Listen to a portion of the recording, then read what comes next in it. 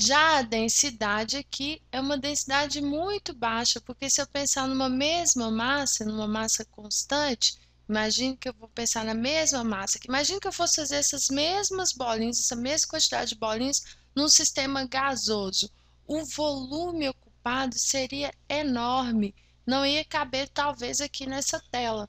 O volume dos gases, ele é o máximo possível. Quando eu tenho um gás preso em um sistema e eu libero esse gás, o gás vai ocupar o maior espaço possível. Então, imagine um balão fechado. O gás ocupa o volume daquele balão. Já se vocês pensarem que eu vou estourar o balão, as partículas de gases contidas ali dentro vão ocupar o novo espaço. Imagina que a gente tem um quarto fechado e que eu vou estourar o balão dentro desse quarto. As partículas do gás contidas ali dentro daquele balão vão ocupar todo o espaço do quarto quando esse balão for estourado. Então, o volume do gás é sempre o maior possível. E a forma também, o gás ele não tem forma, né? A gente nem pode falar em forma, porque ele ocupa aí o maior volume possível, tá bom? Porque as partículas têm que estar o mais afastadas possíveis por causa da quantidade de energia. Elas têm uma vibração muito grande, o que faz elas ficarem muito afastadas. Essas características aqui valem para todas as substâncias. No estado sólido, tem uma maior densidade e ocupa um volume menor. No estado gasoso, tem a menor densidade possível, ocupando aí o maior volume possível, sendo que o estado líquido ele é intermediário. Mas existe uma molécula que tem uma peculiaridade quando está aí no estado sólido, que é a molécula de água. As moléculas de água, elas não se ligam no estado sólido, aqui eu já vou sinalizar para vocês que é o estado sólido, elas não se aproximam como as outras moléculas de outras substâncias, elas não ficam bem organizadas assim. Elas se ligam formando aqui, ó, esse tipo de hexágono. Agora imagine isso aqui numa estrutura tridimensional, tá? Eu não fui capaz de desenhar aqui, mas imagine isso numa estrutura tridimensional.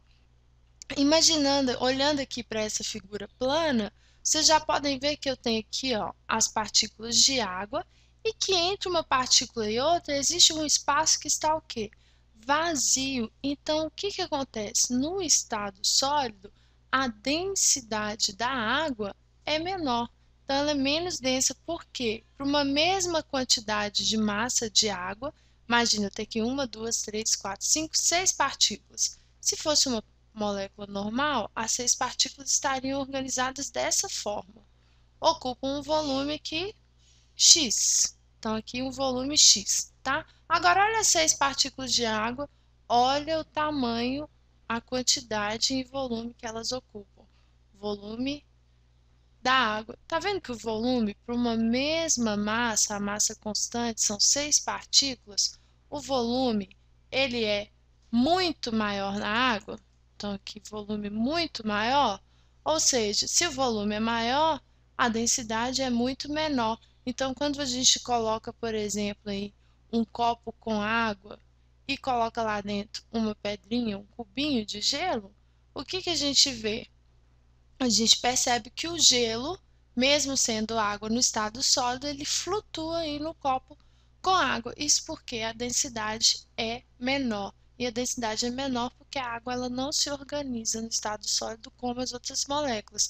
No estado sólido, existem entre as partículas de água um grande espaço vazio, o que implica aí ocupar um grande volume e isso faz com que a densidade diminua, ok? Espero que vocês tenham compreendido. Se tiverem alguma dúvida, envie para nós através do link contatos no site quadro.com.br. Bons estudos!